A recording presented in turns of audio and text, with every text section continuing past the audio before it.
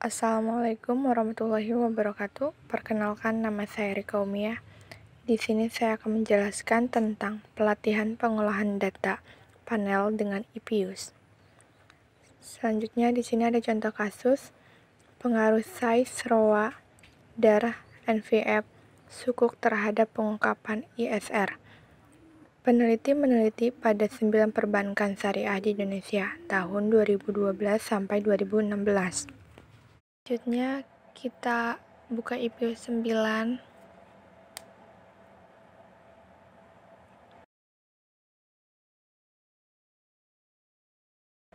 Lalu klik create a new.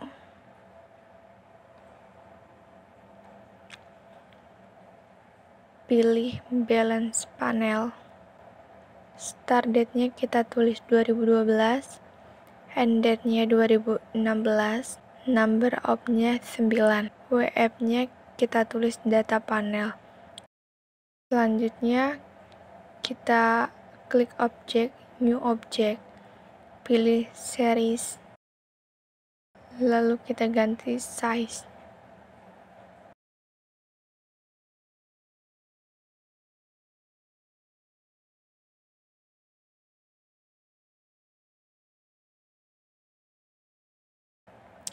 Kemudian oke. Kita klik size-nya.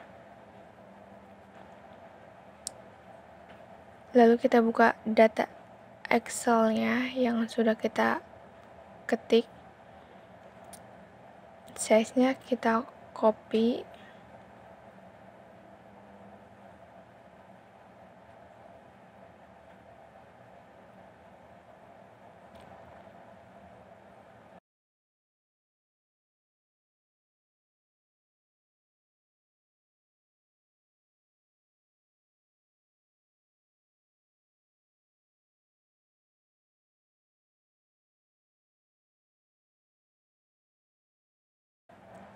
Jangan lupa edit dulu baru paste. Lakukan ini terus-menerus.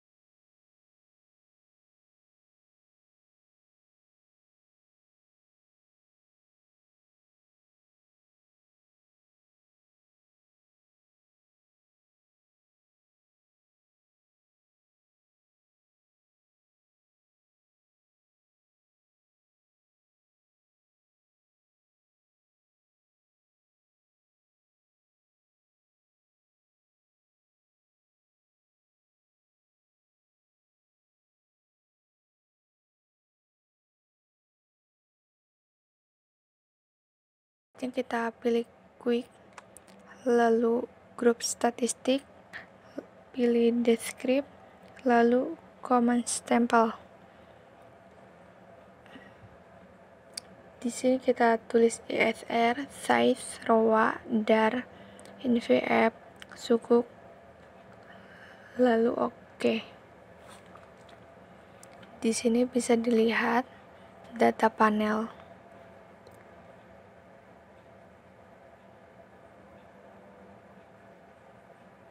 Pada tabel tersebut dapat dijelaskan bahwa jumlah data yang digunakan dalam penelitian ini sebanyak 75 data. Yang pertama ada min. Min adalah rata-rata data. Nilai min terbesar dialami oleh variabel size yaitu sebesar 16,39022. Sementara ROA memiliki nilai min terkecil yaitu sebesar 0,013160. Selanjutnya yaitu ada median. Median adalah nilai tengah. Nilai median terbesar dialami oleh variabel size yaitu sebesar 16,460000. Sementara variabel sukuk memiliki median terkecil yaitu sebesar 0,000000. Selanjutnya yaitu maksimum. Maksimum adalah nilai paling besar dari data. Maksimum terbesar dialami oleh variabel size yaitu sebesar 18,18000. Sementara variabel ROA memiliki maksimum terkecil yaitu sebesar 0,038100. Selanjutnya yaitu ada minimum. Minimum adalah nilai paling kecil dari data. Minimum terbesar dialami oleh variabel size yaitu sebesar 14,29000. Sementara variabel sukuk memiliki minimum terkecil yaitu sebesar 0,000000. Selanjutnya yaitu standar deviasi. Standar deviasi adalah ukuran dispersi atau penyebaran data. Nilai standar deviasi terbesar dialami oleh variabel size yaitu sebesar 1,075476. Sementara variabel ROA mempunyai tingkat resiko yang paling rendah, yaitu sebesar 0,010404. Selanjutnya yaitu skewness, adalah ukuran asimetri distribusi data di sekitar min. Untuk variabel DAR dan sukuk memiliki nilai di atas 0, yang berarti bahwa asimetri distribusi data di sekitar min tidak normal, sedangkan variabel ISR, size, ROA, NVF memiliki nilai di sekitar 0, yang berarti bahwa asimetri distribusi data di sekitar min bersifat normal. Selanjutnya ada kurtosis. Kurtosis adalah pengukur ketinggian suatu distribusi. Kurtosis suatu data berdistribusi normal adalah 3. Bila melebihi 3, maka dikatakan leptokurtis terhadap normal. Bila kurang dari 3, maka dikatakan datar dibandingkan dengan data normal. DAR dan sukuk memiliki nilai lebih dari 3, berarti data tidak normal. Sementara ISR, size, ROA, NVF memiliki nilai kurang dari 3, berarti data bersifat normal. Selanjutnya yaitu ada Jar-Bela, adalah uji statistik untuk mengetahui apakah data berdistribusi normal. Selanjutnya ada probability. Nilai probability variabel ISR sebesar 0,479723, size sebesar 0,405041, dan NVF sebesar 0,747517. Kita tidak dapat menolak H0 bahwa data berdistribusi normal.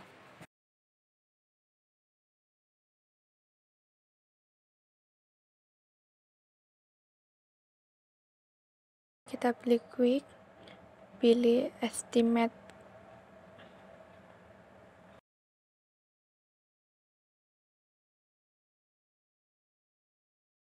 Lalu kita tulis ISR, C, size, ROA, DAR, NVF, sukuk.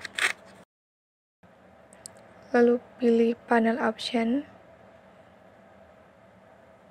lalu OK.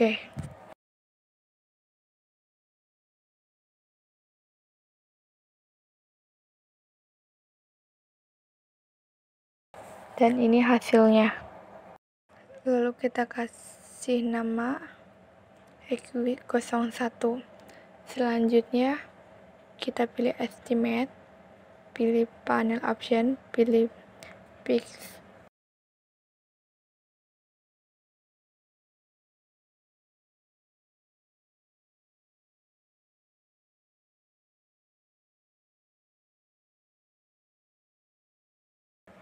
Lalu OK.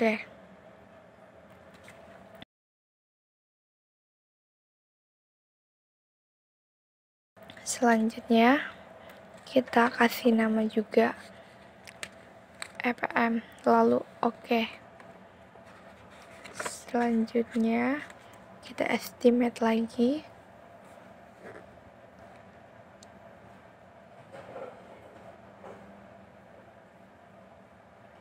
data panel option, pilih random,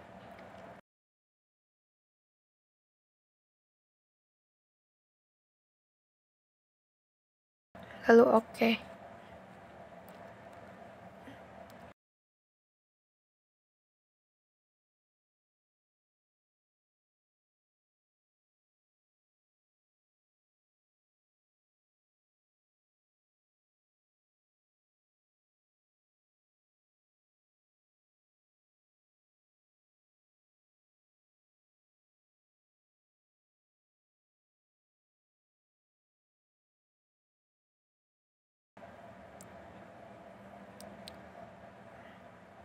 Dan ini hasilnya.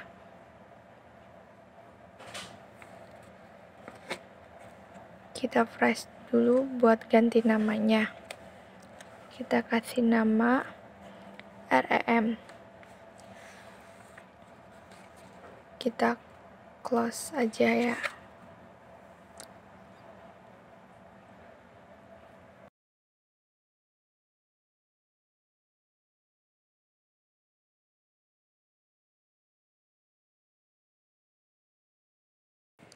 Di sini ada teknik pemilihan model regresi data panel. Yang pertama ada uji Chow. Uji Chow digunakan untuk memilih model yang digunakan apakah sebaiknya menggunakan CEM atau FEM. Selanjutnya yaitu ada uji Hausman. Uji Hausman digunakan untuk memilih model yang digunakan apakah sebaiknya menggunakan REM atau FEM. Selanjutnya yaitu ada uji LM. Uji LM digunakan untuk memilih model yang digunakan apakah sebaiknya menggunakan REM atau CEM. Terusnya lagi, kita ganti panel option ini dulu jadi none.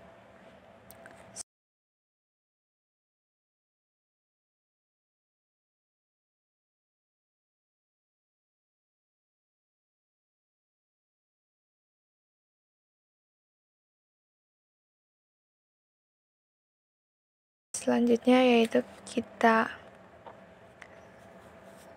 estimate, panel optionnya kita ganti fix, lalu OK.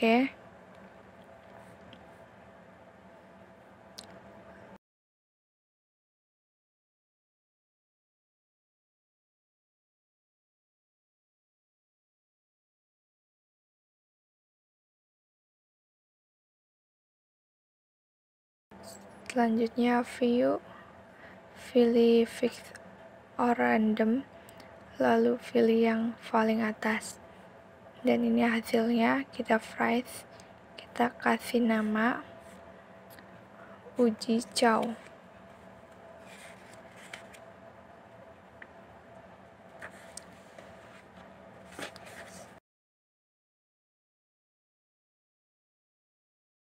Selanjutnya estimate lagi, panel optionnya kita ganti random,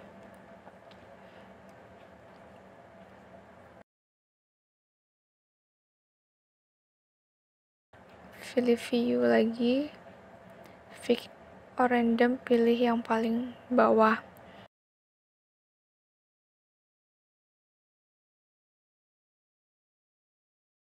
Dan ini hasilnya, kita freeze, kita kasih nama uji Hausmann, lalu oke.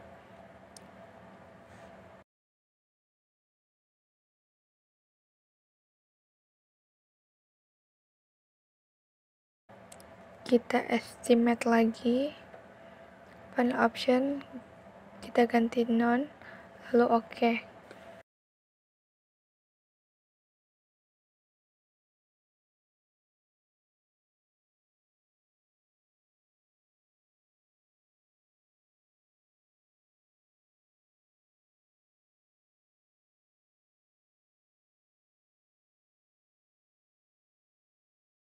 View,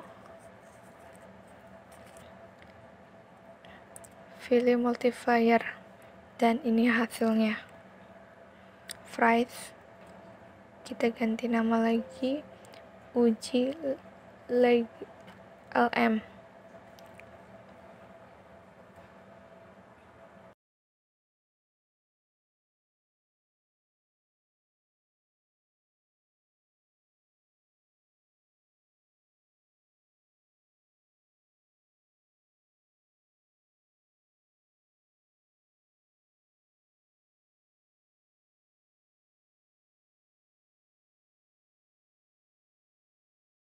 Di sini dapat dilihat bahwa kesimpulan dari 3 metode. Yang pertama yaitu uji Chow, pengujiannya CEM, PS, FEM. Hasilnya yaitu CEM. Yang kedua ada uji Hausmann, pengujiannya ada REM, PS, FEM.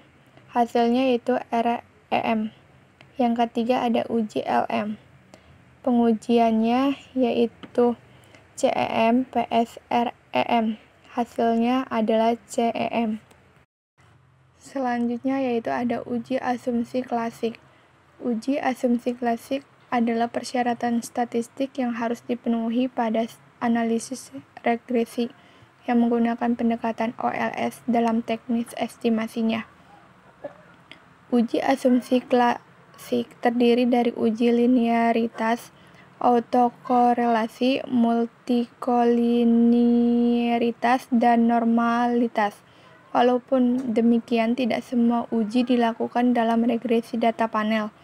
Hanya uji multikolinearitas dan heteroskedastisitas saja yang diperlukan.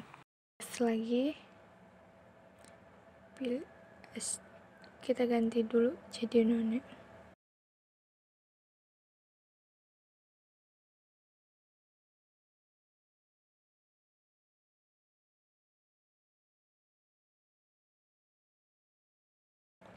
Lalu selanjutnya pilih quick, pilih grup statistik, pilih correlation, kita tulis ISR, size, ROA, DAR, NVF, suku, lalu oke. Dan ini hasilnya.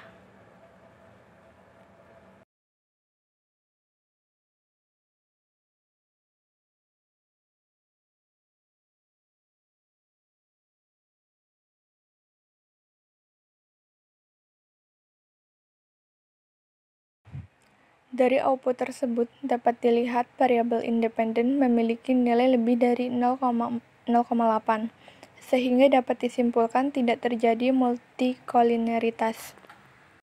Yang kedua ada uji heteros. Uji heteros dilakukan untuk mengetahui ada atau tidaknya ketidaksamaan varian dari residual model regresi data panel.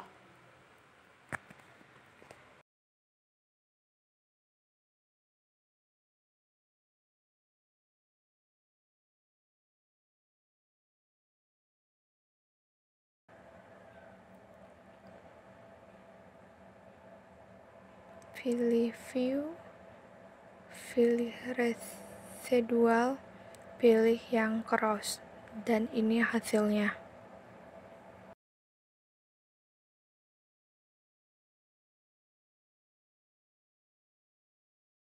Dari output tersebut dapat dilihat nilai probnya sebesar 0,1695 lebih besar daripada alfa 0,05. Maka dengan demikian dapat disimpulkan bahwa model regresi data panel tidak terjadi heteroskedastisitas. Selanjutnya ada uji kelayakan model atau uji EP. Uji kelayakan model digunakan untuk menjelaskan apakah semua variabel bebas yang dimasukkan ke dalam model secara bersama-sama mempunyai pengaruh terhadap variabel terikat, atau dengan kata lain model fit atau tidak. Hipotesis dalam uji EP sebagai berikut. Yang pertama berdasarkan perbandingan EP statistik dengan EP tabel. Di sini ada H0 jika nilai EP statistik lebih kecil daripada EP tabel. Selanjutnya ada HA jika nilai EP statistik lebih besar dari EP tabel. Selanjutnya ada berdasarkan probabilitas. H0 jika nilai prob EP statistik lebih besar daripada alfa 0,05. HA jika nilai prob EP statistik lebih kecil daripada alfa 0,05. Kita uji EP-nya. Klik EQ01. Lalu di sini bisa dilihat EP statistiknya itu 7562400. Probabilitasnya yaitu 0,000048. Pada output tersebut menunjukkan bahwa nilai EP statistik sebesar 7,562400, sementara EP tabel dengan tingkat alfa sama dengan 5%. DF1 K-1 sama dengan 5 dan DF2N dikurang K sama dengan 39. Didapat nilai EP tabel sebesar 2,45583. Dengan demikian, EP statistik yaitu 7,56240 lebih besar daripada EP tabel yaitu 2,45583 dan nilai prob EP statistik yaitu 0,000048 lebih kecil dari 0,05. Maka dapat disimpulkan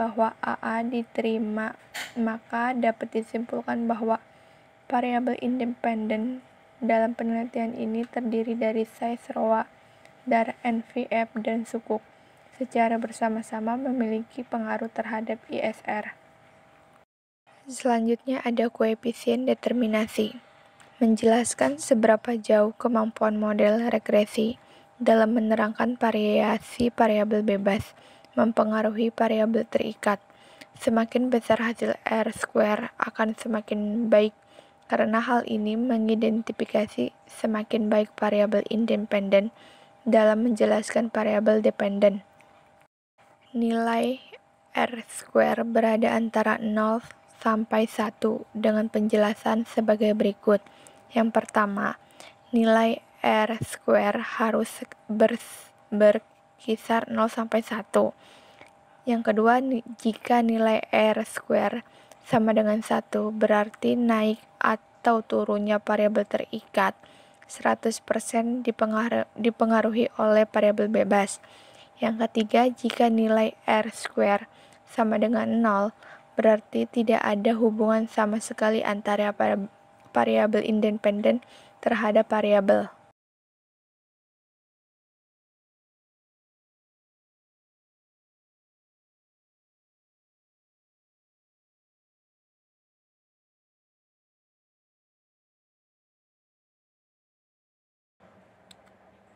Di sini bisa kita lihat R-square-nya itu 0,427173.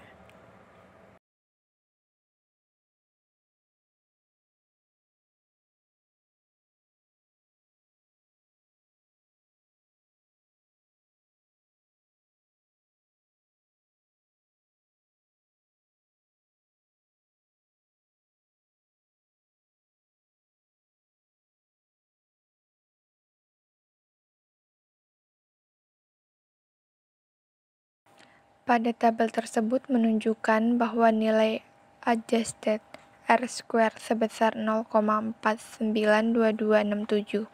Artinya bahwa variasi perubahan naik turunnya ISR dapat dijelaskan oleh size ROA, DAR, NVF, dan sukuk sebesar 49,2%, sementara sisanya yaitu sebesar 50,8% dijelaskan oleh variabel-variabel lain yang tidak diteliti dalam penelitian ini. Selanjutnya ada uji T. Menjelaskan signifikasi pengaruh variabel bebas secara parsial terhadap variabel terikat. Hipotesis dalam uji T sebagai berikut. Yang pertama, berdasarkan perbandingan T statistik dengan T tabel. Di sini bisa dilihat ada H0, ada HA. Yang kedua berdasarkan probabilitas. Di sini juga ada H0 dan HA. Kita buka eViews. Di sini bisa kita lihat T statistik untuk size, ROA, DAR, NVF, dan sukuk. Probabilitasnya bisa dilihat juga ada size, ROA, DAR, NVF, dan sukuk.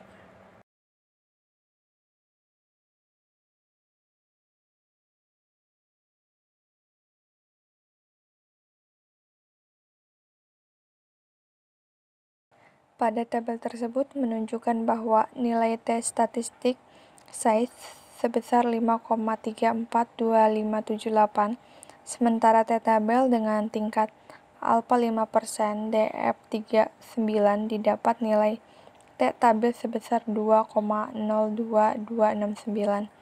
Dengan demikian, T statistik size yaitu 5,342578 lebih besar daripada T tabel yaitu 2,02269 dan nilai probabilitasnya yaitu 0,0000 lebih kecil daripada 0,05. Maka dapat disimpulkan size memiliki pengaruh terhadap ISR. Yang kedua ada nilai T statistik ROA sebesar 0,898099. Dengan demikian T statistik ROA yaitu minus 0,898099 lebih kecil daripada T tabel yaitu 2,02269 dan nilai probnya yaitu 0,3746 lebih besar daripada 0,05. Maka dapat disimpulkan ROA tidak memiliki pengaruh terhadap ISR. Selanjutnya ada nilai T statistik DAR sebesar 1,47353.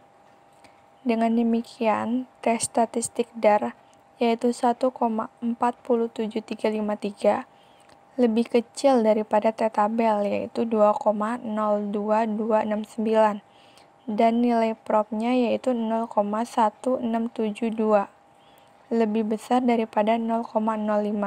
Maka dapat disimpulkan DAR tidak memiliki pengaruh terhadap ISR. Selanjutnya yang keempat ada nilai T statistik NVF sebesar 2,371637. Dengan demikian, T statistik NVF yaitu 2,371637 lebih besar daripada T tabel yaitu 2,02269 dan nilai probnya yaitu 0,0227 lebih kecil daripada 0,05.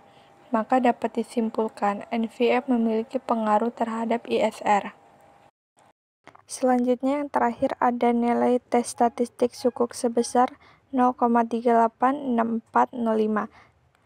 Dengan demikian, T statistik sukuk yaitu 0,386405 lebih kecil daripada T tabel yaitu 2,02269 dan nilai probnya yaitu 0,7013 lebih besar daripada 0,05.